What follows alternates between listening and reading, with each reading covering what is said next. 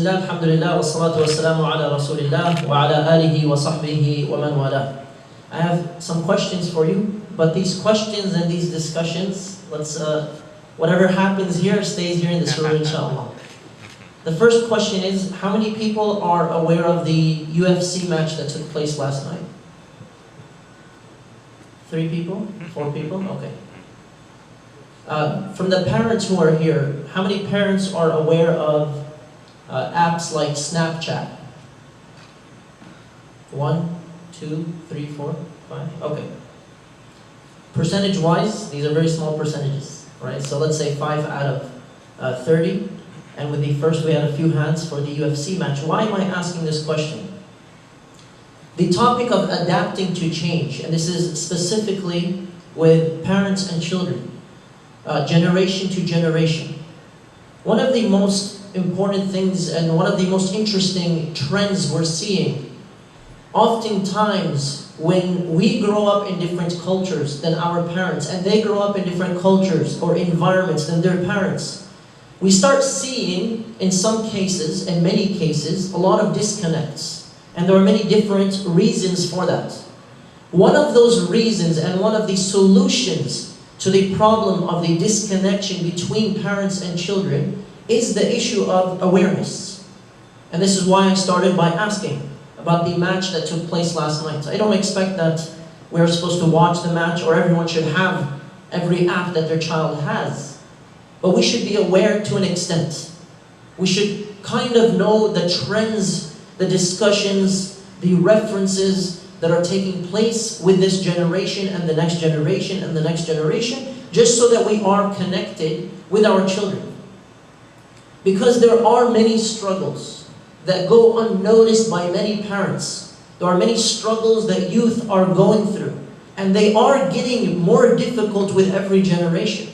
They are becoming more immorally or morally problematic as we get closer to the Day of Judgment.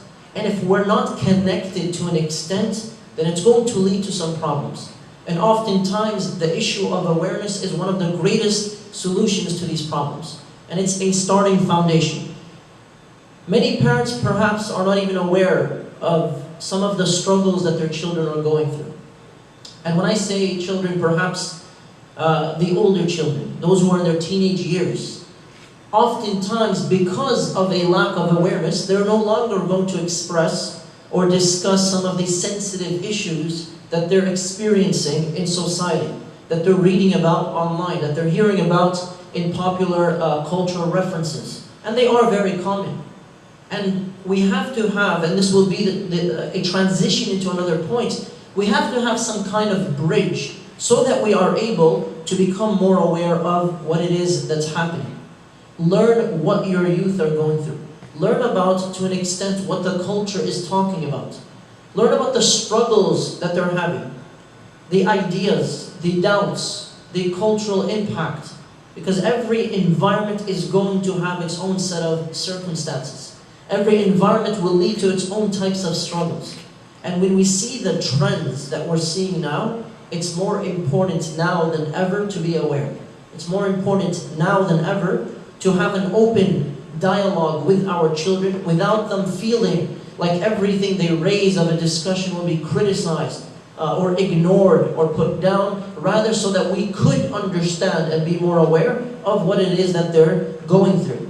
Another point to keep in mind is that in general, we want to be connected with our local masajid, our local mosques, not just with the programming schedules, not just with the activities where we can have them, our children, our youth attend and then leave. No, we want to know what's happening as well. We want to know what kinds of things are being addressed so that we are more connected. And this could be through the route of the masjid or through the youth themselves. I asked 2 days ago a lecture on smartphone addiction. I asked a question that I think will probably impact or is relevant to everyone here. If you have a smartphone, how many times a day do you think you check your smartphone? Anyone? All the time, mashallah. Any numbers? Anybody want to throw out a number? 3 times the entire day? That's it? Is it a smartphone? That's amazing. I've never heard that before. I don't know how you do that. That's phenomenal. It's mind-blowing. Do we have any other numbers that are a little more reasonable? All the time? Okay. So 100, 200, maybe? So you might not have an exact number other than 3, mashallah. But there are studies and surveys. For example, a survey from 2 years ago, 10,000 people responded to this. American owners of smartphones, right? Random people. On average, most people check their smartphone, according to this survey, about 150 times a day. And when we say, check your smartphone, this is in accordance with what everyone just said all the time. 150 is actually not a lot. Per hour, we are probably checking the time, the notifications, the call, every time it vibrates. We're checking our smartphones often, some of us, except 3 times a day. In general, and of course we have people on the higher end of the spectrum and people much lower on the end of the spectrum, mashallah. But when we talk about the usage of smartphones and what they've become for us, they are pretty much everything for us, meaning they contain so many things. They've replaced so many technologies and resources and tools that we've become dependent upon them. And because we are so connected with our smartphones, to the extent that many people, they leave their homes and then around the block they realize, wait, I forgot my phone. Their heart drops, they go back home and they gotta get their phones. Right? Somebody's traveling or out somewhere and then they realize their phone is lost or stolen. What happens? Your heart drops.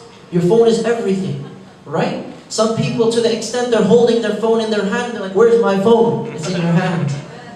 And when we talk about this dependency on smartphones and how often we are connected with them, it gives us some insight into not just our behavior, but the world around us and especially our children. Because if we are seeing the evolution of smartphones at an older age, where we already have some kind of habits that are established in life, we have to realize the impact on our children is going to be very different. If they're growing up and the standard is that, let's say, addiction or dependency, it's going to be a very different perception or attachment to smartphones.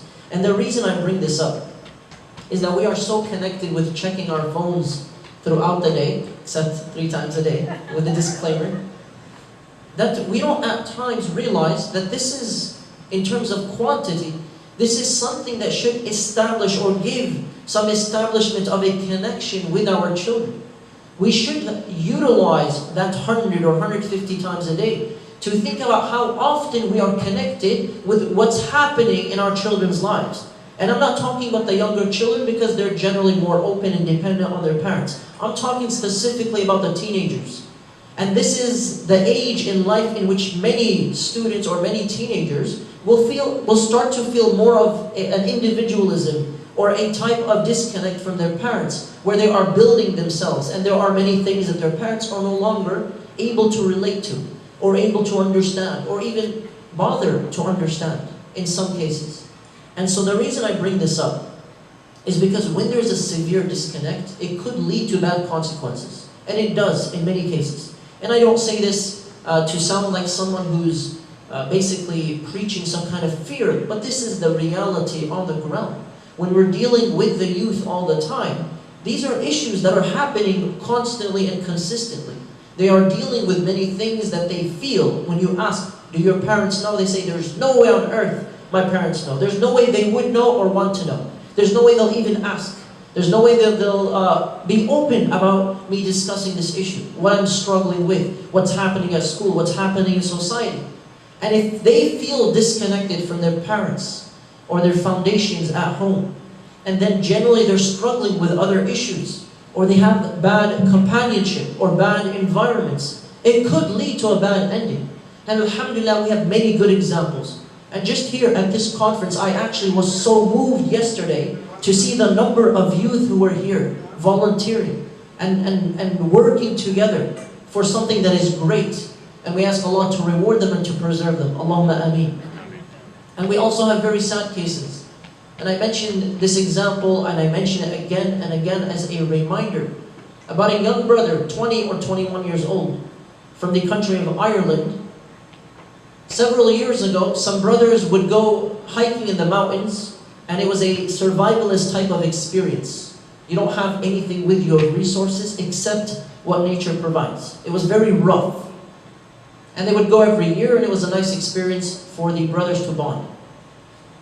During one of the experiences, I believe, when I was told this story, was 3 years ago, and it had happened a few years earlier. So approximately 5 or 6 years ago, one of the brothers who was at this experience or hiking in the mountains, he slipped and he fell and something punctured his body and he started bleeding out. And as he's bleeding out, they're putting pressure on the wound. They don't really know what to do. There's no cell phone reception, like here in the basement. There's no cell phone reception. And none of them are actually trained on what to do. None of them have any kind of certification or license. None of them are physicians. They don't know what to do. And the brother's bleeding out. He's 20, 21 years old. And as they're surrounding him, trying to help, trying to comfort, saying everything will be okay, you'll be fine. They don't really know that he'll be fine. The organizer, the one who's telling me this, he said, I started worrying, even though we're comforting him. What if he actually dies right now? What if this youth dies in our arms? So they said, just in case, as they're waiting for help, just in case, say, La ilaha illallah. And he's fully conscious and aware. And they ask him, can you hear us? He says, yes. They said, then, just in case, say, La ilaha illallah. A phrase that is so light that it does not require the lips to move. La ilaha illallah. I know some of you just tried it out. La ilaha illallah. No response. They said, bro, can you hear us? He said, yes, I can hear you. They said, just in case, say La ilaha illallah. Just in case, say it. La ilaha illallah, say it. No response. And finally he opens his mouth and he says, for the last 6 months when I was alone in private, I didn't pray a single prayer to Allah. And then he died. May Allah subhanahu wa ta'ala use him as a lesson for others. His friends who were around him started crying. Not just because their friend died in their arms. A severe experience in and of itself. They were crying because at the moment of his death, he was not able to say La ilaha illallah. Despite them thinking for the last year or two of his life that he was just like any one of them.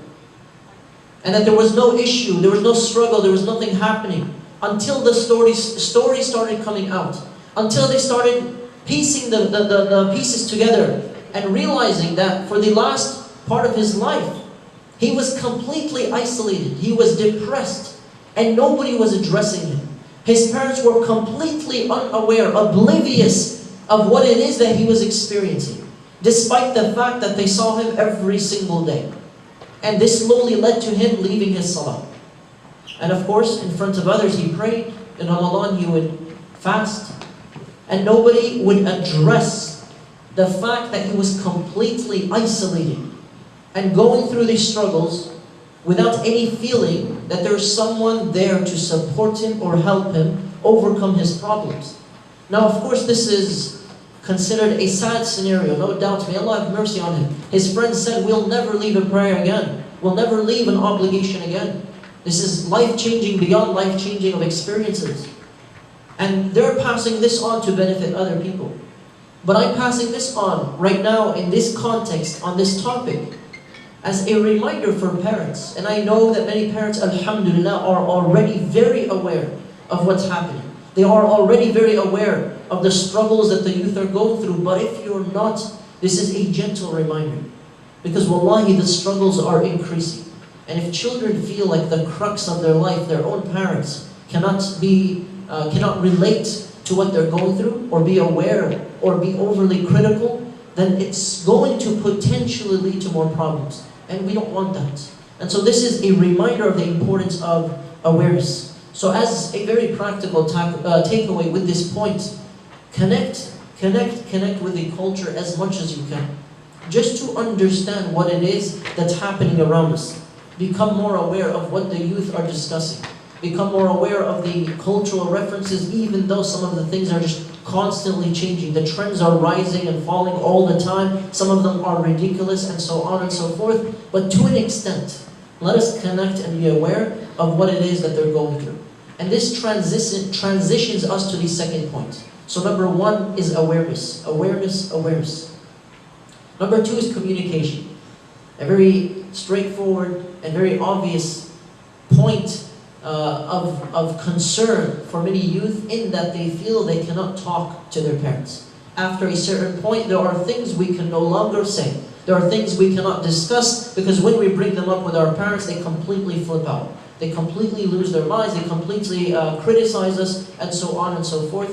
There are no doubt many things to criticize.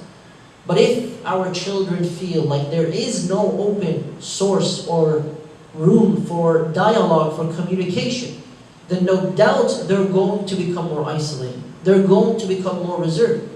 If we are not allowing them to discuss what it is that they're going through and try to guide them through it, yes, at times they will make mistakes. Yes, at times they'll have different views on many things, no doubt. But if we don't allow them to communicate with us, and we don't give them a feeling, a sense of trust in their intellect as they develop, then they are going to become more cut off. And so we need to have open sources of communication. Oftentimes it's as simple as frequent communication. How are you? What's going on? Did you hear about this thing that happened? Did you hear about that? And so on and so forth. Did you hear about the match that took place last night, in which Khabib, a Muslim fighter, is now undefeated, beat the person who insulted his religion? I ask again because more people walked in. How many people here are aware of the fight that took place last night, the UFC fight? Okay, we got two extra hands. Maybe more people raise their hands after I mentioned it. Alhamdulillah. One of the nicest things we can do is to express. And I say this based on psychological studies as an advice, especially to the fathers. Because mothers in general will express their emotions to their children, I love you and so on and so forth. If not, then of course this is no doubt a reminder for everyone. But a lot of studies show, it's not my opinion, a lot of studies show that fathers in general are less expressive of their emotions towards their children. And this could have a problematic impact. Now when we look at the life of the Prophet sallallahu alaihi wasallam, every time we hear his blessed name sallallahu alaihi wasallam, we see that he expressed his love often. He expressed his compassion and his mercy. If our children feel like there is no two-way communication emotionally, then the dialogue will also stop. And sometimes it's as simple as sending a text message to your teenage son or daughter, I'm proud of you. At a random time, even now, but we don't have reception now. At a random time, I'm proud of you. Or the children to your parents, I love you. I appreciate all that you've done. And so on and so forth. Now, I would hope that most people would agree, on a daily basis, if you randomly received a message from a loved one, I love you. Now, some people are so unaccustomed to it that they'll start freaking out. Are they dying? What's happening? Let me call them. Because we do this experiment in many classes, in workshops. Text a loved one, I love you, and that's it. We had a sister once, so many people would text their parents, I love you. And her mother responded, don't forget to bring the eggs and the milk when you come home. MashaAllah, very good relationship. Communication is key. Communication is very important, emotionally and through dialogue, through text, in person, and so on and so forth. And then the third reminder, inshallah, as I finish in this last minute and 40 seconds. So we have awareness, communication, and then the religious issue. What is the religious issue? This is something we'll address more in depth later when we talk about religion versus culture.